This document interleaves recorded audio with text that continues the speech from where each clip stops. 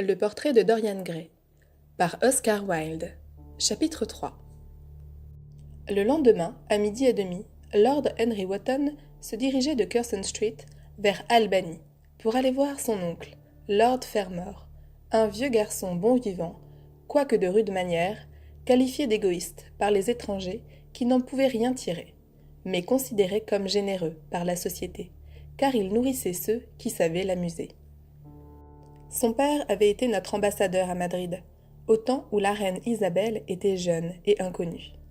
Mais il avait quitté la diplomatie, par un caprice, dans un moment de contrariété venu de ce qu'on ne lui offrit point l'ambassade de Paris, poste pour lequel il se considérait comme particulièrement désigné, en raison de sa naissance, de son indolence, du bon anglais de ses dépêches et de sa passion peu ordinaire pour le plaisir. Le fils, qui avait été le secrétaire de son père, avait démissionné en même temps que celui-ci.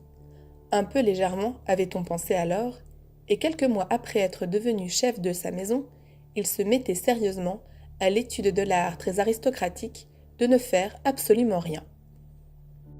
Il possédait 2 grandes maisons en ville, mais préférait vivre à l'hôtel, pour avoir moins d'embarras, et prenait la plupart de ses repas au club.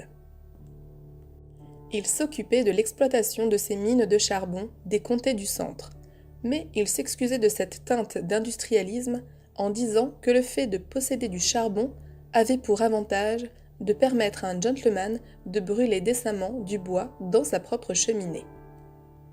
En politique, il était Tory, excepté lorsque les Tories étaient au pouvoir. À ces moments-là, il ne manquait jamais de les accuser d'être un tas de radicaux. Il était un héros pour son domestique, qui le tyrannisait, et la terreur de ses amis qu'il tyrannisait à son tour. L'Angleterre seule avait pu produire un tel homme, et il disait toujours que le pays allait aux chiens. Ses principes étaient démodés, mais il y avait beaucoup à dire en faveur de ses préjugés. Quand Lord Henry entra dans la chambre, il trouva son oncle, assis, habillé d'un épais veston de chasse, fumant un cigare et grommelant sur un numéro du Times. « Eh bien, Harry, dit le vieux gentleman, qui vous amène de si bonne heure ? Je croyais que vous autres dandys n'étiez jamais levés avant 2 heures et visibles avant 5. Pure affection familiale, je vous assure, oncle George. J'ai besoin de vous demander quelque chose. De l'argent, je suppose, dit Lord Fermor en faisant la grimace. Enfin, asseyez-vous. Et dites-moi de quoi il s'agit. Les jeunes gens, aujourd'hui, s'imaginent que l'argent est tout. Oui, murmura Lord Henry, en boutonnant son pardessus. Et quand ils deviennent vieux, ils le savent. Mais je n'ai pas besoin d'argent. Il n'y a que ceux qui paient leurs dettes qui en ont besoin. Oncle George, et je ne paie jamais les miennes. Le crédit est le capital d'un jeune homme, et on en vit d'une façon charmante. De plus, j'ai toujours affaire aux fournisseurs de Dartmoor, et ils ne m'inquiètent jamais. J'ai besoin d'un renseignement, non pas d'un renseignement utile bien sûr, mais d'un renseignement inutile. Bien, je puis vous dire tout ce que contient un livre bleu anglais, Harry, quoique aujourd'hui tous ces gens-là n'écrivent que des bêtises. Quand j'étais diplomate, les choses allaient bien mieux, mais j'ai entendu dire qu'on les choisissait aujourd'hui après des examens. Que voulez-vous ? Les examens, monsieur, sont une pure fumisterie d'un bout à l'autre. Si un homme est un gentleman, il en sait bien assez, et s'il n'est pas un gentleman, tout ce qu'il apprendra sera mauvais pour lui. Monsieur Dorian Gray n'appartient pas au livre bleu, oncle George, dit Lord Henry languide. Monsieur Dorian Gray ? Qui est-ce ? Demanda Lord Fermor en fronçant ses sourcils blancs et broussailleux. Le petit-fils de Kelso ? Répéta le vieux gentleman. Le petit-fils de Kelso, bien sûr. J'ai connu intimement sa mère. Je crois bien que j'étais à son baptême. C'était une extraordinairement belle fille, cette Margaret Devereux. Elle affola tous les hommes, en se sauvant avec un jeune garçon sans le sou. Un rien du tout, monsieur, subalterne dans un régiment d'infanterie ou quelque chose de semblable. Certainement, je me rappelle la chose comme si elle était arrivée hier. Le pauvre diable fut tué en duel à Spa, quelques mois après leur mariage. Il y eut une vilaine histoire là-dessus. On dit que Kelso soudoya un bas aventurier, quelque brute belge, pour insulter son beau-fils en public. Il le paya, monsieur, ou il le paya pour faire cela, et le misérable embrocha son homme comme un simple pigeon. L'affaire fut étouffée, mais, ma foi, Kelso mangeait sa côtelette tout seul au club quelque temps après. Il reprit sa fille avec lui, m'a-t-on dit. Elle ne lui adressa jamais la parole. Oh oui, ce fut une vilaine affaire. La fille mourut dans l'espace d'une année. Ainsi donc, elle a laissé un fils. J'avais oublié cela. Quelle espèce de garçon est-ce? S'il ressemble à sa mère, ce doit être un bien beau gars. Il est très beau, affirma Lord Henry. J'espère qu'il tombera dans de bonnes mains, continua le vieux gentleman. Il doit avoir une jolie somme qui l'attend, si Kelso a bien fait les choses à son égard. Sa mère avait aussi de la fortune. Toutes les propriétés de Selby lui sont revenues, par son grand-père. Celui-ci haïssait Kelso, le jugeant un horrible harpagon, et il l'était bien. Il vint une fois à Madrid, lorsque j'y étais. Ma foi, j'en fus honteux. La reine me demandait quel était ce gentilhomme anglais qui se querellait sans cesse avec les cochers pour les payer. Ce fut toute une histoire. Un mois durant, je n'osais me montrer à la cour.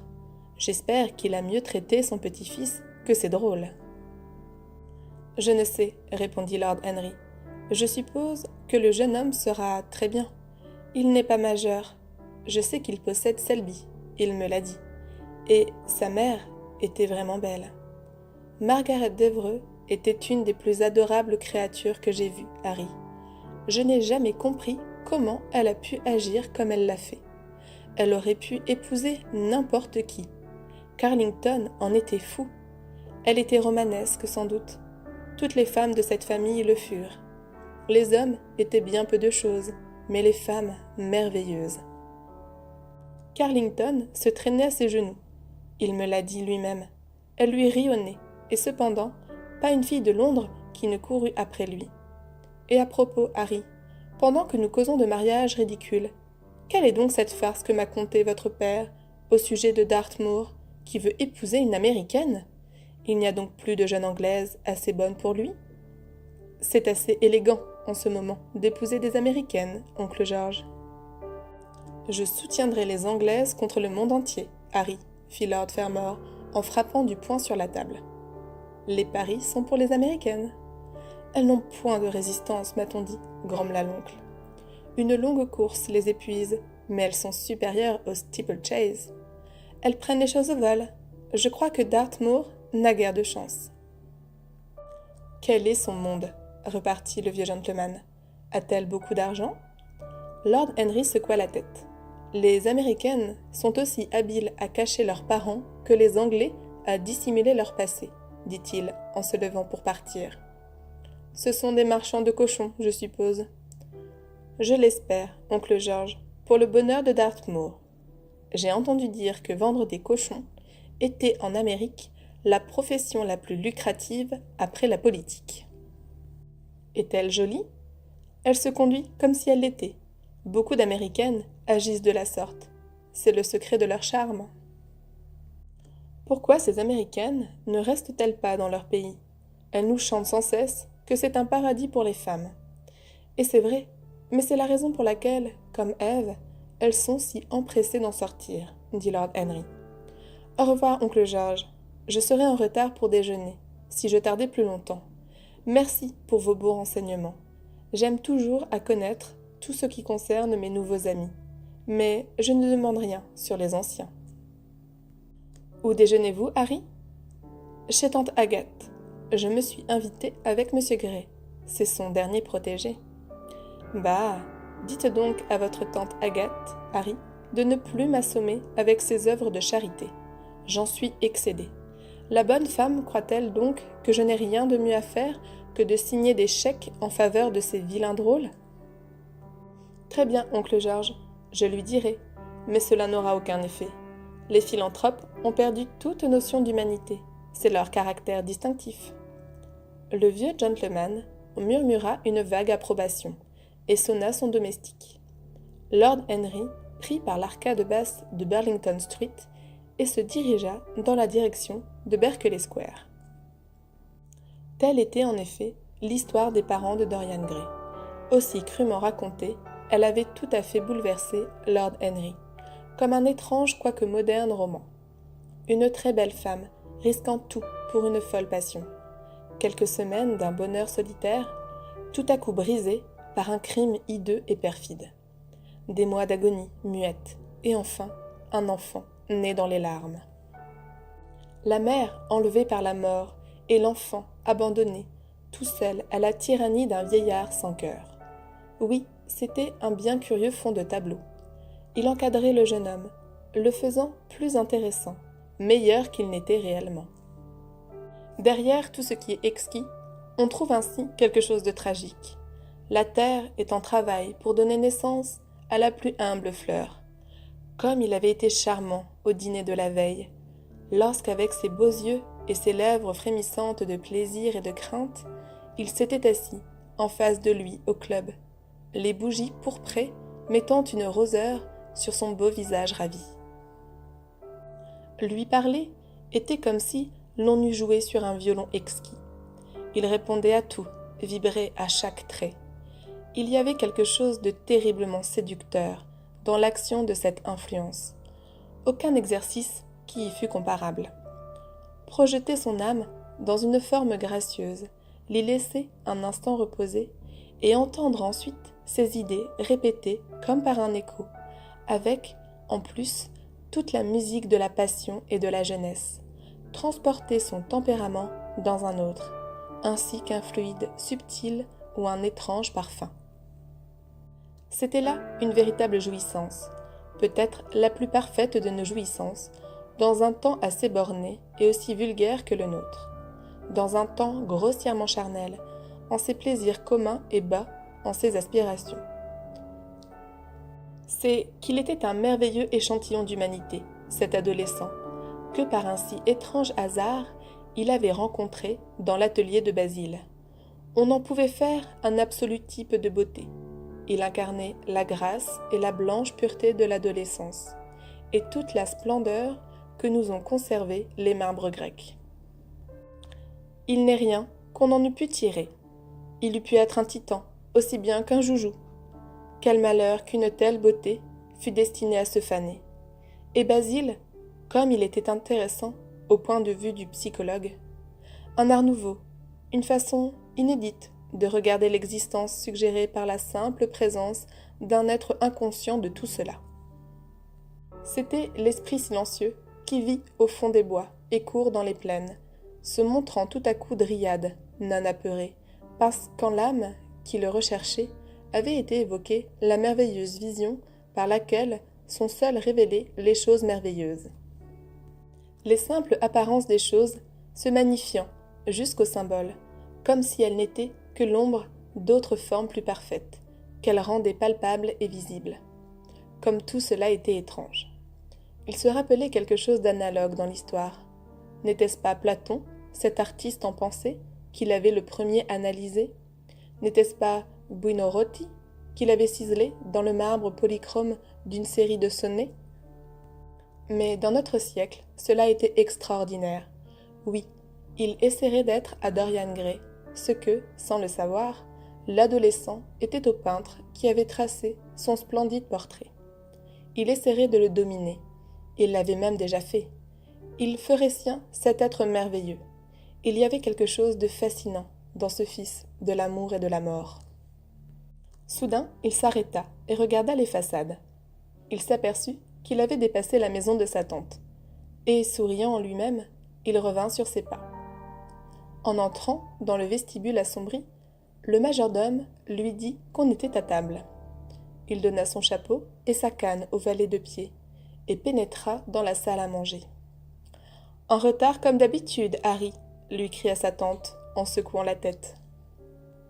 Il inventa une excuse quelconque et s'était assis sur la chaise restée vide auprès d'elle. Il regarda les convives. Dorian, au bout de la table, s'inclina vers lui timidement, une roseur de plaisir aux joues.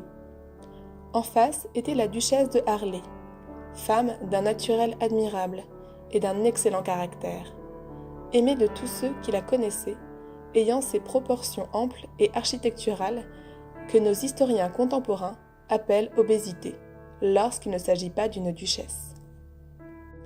Elle avait à sa droite Sir Thomas Burdon, membre radical du Parlement, qui cherchait sa voie dans la vie publique et dans la vie privée, s'inquiétait des meilleures cuisines, dînant avec les Tories et opinant avec les libéraux, selon une règle très sage et très connue. La place de gauche était occupée par M. Erskine de Tridley, un vieux gentilhomme de beaucoup de charme et très cultivé, qui avait pris toutefois une fâcheuse habitude de silence, ayant, ainsi qu'il le disait un jour à Lady Agathe, dit tout ce qu'il avait à dire avant l'âge de 30 ans. La voisine de Lord Henry était Madame Vandler, une des vieilles amies de sa tante, une sainte parmi les femmes, mais si terriblement fagotée qu'elle faisait penser à un livre de prières mal relié. Heureusement pour lui, elle avait de l'autre côté Lord Faudel, médiocrité intelligente et entre deux âges, aussi chauve qu'un exposé ministériel à la Chambre des communes, avec qui elle conversait de cette façon intensément sérieuse qui est, il l'avait souvent remarqué, l'impardonnable erreur où tombent les gens excellents et à laquelle aucun d'eux ne peut échapper. « Nous parlions de ce jeune Dartmoor, Lord Henry, » s'écria la duchesse, lui faisant gaiement des signes par-dessus la table. « Pensez-vous qu'il épousera réellement cette séduisante personne ?»« Je pense qu'elle a bien l'intention de lui proposer, duchesse. »« Quelle horreur !» s'exclama Lady Agathe. « Mais quelqu'un interviendra. » « Je sais de bonnes sources que son père tient un magasin de nouveautés en Amérique, » dit Sir Thomas Burdon avec dédain. « Mon oncle les croyait marchands de cochons, Sir Thomas. »« Des nouveautés ? Qu'est-ce que c'est que les nouveautés américaines ?» demanda la duchesse, avec un geste d'étonnement de sa grosse main levée. « Des romans américains, » répondit Lord Henry, en prenant un peu de caille. La duchesse parut embarrassée. « Ne faites pas attention à lui, ma chère, » murmura Lady Agathe. « Il ne sait jamais ce qu'il dit. » Quand l'Amérique fut découverte, dit le radical, et il commença une fastidieuse dissertation. Comme tous ceux qui essayent d'épuiser un sujet, il épuisait ses auditeurs. La duchesse soupira et profita de son droit d'interrompre. « Plus à Dieu qu'on ne l'eût jamais découverte, » s'exclama-t-elle. « Vraiment, nos filles n'ont pas de chance aujourd'hui. C'est tout à fait injuste. »« Peut-être, après tout, l'Amérique n'a-t-elle jamais été découverte ?» dit M. Erskine. « Pour ma part, je dirais volontiers qu'elle l'est à peine connue. »« Oh, nous avons cependant vu des spécimens de ses habitantes, » répondit la duchesse d'un ton vague. « Je dois confesser que la plupart sont très jolies, et leur toilette aussi. Elles s'habillent toutes à Paris. Je voudrais pouvoir en faire autant. »« On dit que lorsque les bons Américains meurent, ils vont à Paris, » chuchota Sir Thomas, qui avait une ample réserve de mots hors d'usage. « Vraiment ? Et où vont les mauvais Américains qui meurent ?» demanda la duchesse. « Ils vont en Amérique, » dit Lord Henry. Sir Thomas se renfrogna. « J'ai peur que votre neveu ne soit prévenu contre ce grand pays, » dit-il à Lady Agathe. « Je l'ai parcouru dans des trains fournis par des gouvernants qui, en pareil cas, sont extrêmement civils. Je vous assure que c'est un enseignement que cette visite. » « Mais faut-il donc que nous visitions Chicago pour notre éducation ?» demanda plaintivement M. Erskine. « J'augure peu du voyage. » Sir Thomas leva les mains. « M. Erskine de Tridley se soucie peu du monde. Nous autres, hommes pratiques, nous aimons avoir les choses par nous-mêmes, au lieu de lire ce qu'on en rapporte. Les Américains sont un peuple extrêmement intéressant. Ils sont tout à fait raisonnables. Je crois que c'est là leur caractère distinctif. Oui, monsieur Erskine, un peuple absolument raisonnable. Je vous assure qu'il n'y a pas de niaiserie chez les Américains. »« Quelle horreur !» s'écria Lord Henry. « Je peux admettre la force brutale, mais la raison brutale est insupportable. Il y a quelque chose d'injuste dans son empire. Cela confond l'intelligence. »« Je ne vous comprends pas, » dit Sir Thomas, le visage empourpré. « Moi, je comprends, » murmura M. Erskine avec un sourire. « Les paradoxes vont bien, » remarqua le baronnet.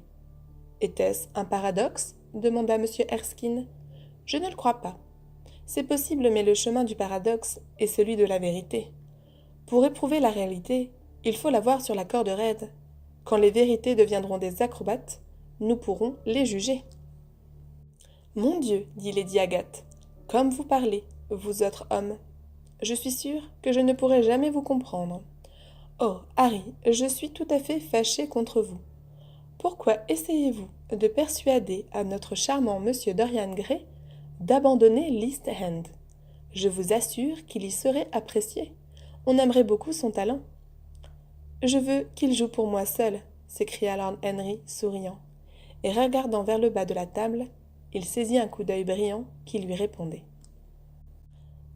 Mais ils sont si malheureux à Whitechapel, continua Lady Agathe. Je puis sympathiser avec n'importe quoi, excepté avec la souffrance, dit Lord Henry en haussant les épaules. Je ne puis sympathiser avec cela. C'est trop laid, trop horrible, trop affligeant. Il y a quelque chose de terriblement maladif dans la pitié moderne. On peut s'émouvoir des couleurs, de la beauté, de la joie de vivre. Moins on parle des plaies sociales, mieux cela vaut. Cependant, l'East End soulève un important problème, dit gravement Sir Thomas, avec un hochement de tête. Tout à fait, répondit le jeune lord. C'est le problème de l'esclavage, et nous essayons de le résoudre en amusant les esclaves. Le politicien le regarda avec anxiété. Quel changement proposez-vous alors demanda-t-il. Lord Henry se mit à rire. Je ne désire rien changer en Angleterre, excepté la température, répondit-il. Je suis parfaitement satisfait de la contemplation philosophique. Mais comme le XIXe siècle va à la banqueroute, avec sa dépense exagérée de sympathie, je proposerai d'en appeler à la science, pour nous remettre dans le droit chemin. Le mérite des émotions est de nous égarer, et le mérite de la science est de n'être pas émouvant. Mais nous avons de telles responsabilités, hasarda timidement Madame Vandeleur. Terriblement grave, répéta Lady Agathe. Lord Henry regarda M. Erskine. L'humanité se prend beaucoup trop au sérieux. C'est le péché originel du monde. Si les hommes des cavernes avaient su rire, l'histoire serait bien différente. Vous êtes vraiment consolant, murmura la duchesse. Je me sentais toujours un peu coupable lorsque je venais voir votre chère tante, car je ne trouve aucun intérêt dans l'East End. Désormais, je serai capable de la regarder en face sans rougir. Rougir est très bien porté, duchesse, remarqua Lord Henry. Seulement lorsqu'on est jeune, répondit-elle. Mais quand une vieille femme comme moi rougit, c'est bien mauvais signe. Ah, Lord Henry, je voudrais bien que vous m'appreniez à redevenir jeune. Il réfléchit un moment. Pouvez-vous vous rappeler un gros péché que vous auriez commis dans vos premières années demanda-t-il, la regardant par-dessus la table. D'un grand nombre, je le crains, s'écria-t-elle. Eh bien, commettez-les encore, dit-il gravement. Pour redevenir jeune, on n'a guère qu'à recommencer ses folies. C'est une délicieuse théorie. Il faudra que je la mette en pratique. Une dangereuse théorie, prononça Sir Thomas, les lèvres pincées. Lady Agathe secoua la tête, mais ne put arriver à paraître amusée. Monsieur Erskine écoutait. Oui, continua Lord Henry, c'est un des grands secrets de la vie.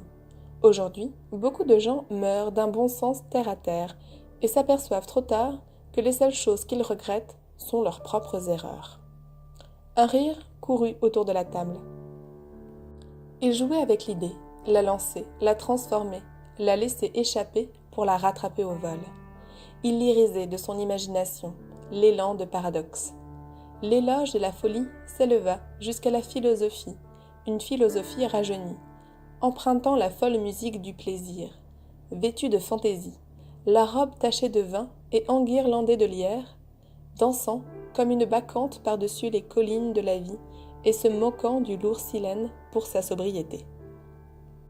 Les fées fuyaient devant elle, comme des nymphes effrayées. Ses pieds blancs foulaient l'énorme pressoir où le sage Omar est assis. Un flot pourpre et bouillonnant inondait ses membres nus, se répandant, comme une lave écumante, sur les flancs noirs de la cuve. Ce fut une improvisation extraordinaire. Il sentit que les regards de Dorian Gray étaient fixés sur lui, et la conscience que parmi son auditoire se trouvait un être qu'il voulait fasciner, semblait aiguiser son esprit, et prêter plus de couleurs encore à son imagination. Il fut brillant, fantastique, inspiré. Il ravit ses auditeurs à eux-mêmes. Ils écoutèrent jusqu'au bout ce joyeux air de flûte. Dorian Gray ne l'avait pas quitté des yeux. Comme sous le charme, les sourires se succédaient sur ses lèvres et l'étonnement devenait plus grave dans ses yeux sombres. Enfin, la réalité en livrée moderne fit son entrée dans la salle à manger, sous la forme d'un domestique qui vint annoncer à la duchesse que sa voiture l'attendait. Elle se tordit les bras, dans un désespoir comique. « Que c'est ennuyeux !» s'écria-t-elle. « Il faut que je parte. Je dois rejoindre mon mari, au club, pour aller à un absurde meeting, qu'il doit présider au Willys Room. Si je suis en retard, il sera sûrement furieux. Et je ne puis avoir une scène avec ce chapeau. Il est beaucoup trop fragile. Le moindre mot le mettrait en pièces. Non, il faut que je parte, chère Agathe. Au revoir, Lord Henry. Vous êtes tout à fait délicieux et terriblement démoralisant. Je ne sais que dire de vos idées. Il faut que vous veniez dîner chez nous. Mardi, par exemple. Vous êtes libre mardi ? Pour vous, j'abandonnerai tout le monde, duchesse, dit Lord Henry avec une révérence. Ah, c'est charmant, mais très mal de votre part, donc. Pensez à venir. Et elle sortit majestueusement, suivie de Lady Agathe et des autres dames. Quand Lord Henry se fut assis, M. Erskine tourna autour de la table et, prenant près de lui une chaise, lui mit la main sur le bras. « Vous parlez comme un livre, dit-il. Pourquoi n'en écrivez-vous pas ? J'aime trop à lire ceux des autres pour songer à en écrire moi-même, monsieur Erskine. J'aimerais à écrire un roman, en effet, mais un roman qui serait aussi adorable qu'un tapis de Perse et aussi irréel. Malheureusement, il n'y a pas en Angleterre de public littéraire, excepté pour les journaux, les bibles et les encyclopédies. Moins que tous les peuples du monde, les Anglais ont le sens de la beauté littéraire. J'ai peur que vous n'ayez raison, répondit M. Erskine. J'ai eu moi-même une ambition littéraire, mais je l'ai abandonnée il y a longtemps. Et maintenant, mon cher et jeune ami, si vous me le permettez de vous appeler ainsi, puis-je vous demander si vous pensiez réellement tout ce que nous avons dit en déjeunant ? J'ai complètement oublié ce que j'ai dit, repartit Lord Henry en souriant. Était-ce tout à fait mal ? Très mal, certainement. Je vous considère comme extrêmement dangereux, et si quelque chose arrivait à notre bonne duchesse, nous vous regarderions, tous, comme primordialement responsables. Oui, j'aimerais à causer de la vie avec vous. La génération à laquelle j'appartiens est ennuyeuse. Quelques jours que vous serez fatigué de la vie de Londres. Venez donc à Tridley. Vous m'exposerez votre philosophie du plaisir, en buvant d'un admirable Bourgogne que j'ai le bonheur de posséder. J'en serai charmée. Une visite à Tridley est une grande faveur. L'hôte en est parfait, et la bibliothèque aussi parfaite. Vous compléterez l'ensemble, répondit le vieux gentleman avec un salut courtois. Et maintenant, il faut que je prenne congé de votre excellente tante. Je suis attendue à l'Athénéum. C'est l'heure où nous y dormons. Vous tous, monsieur Erskine ?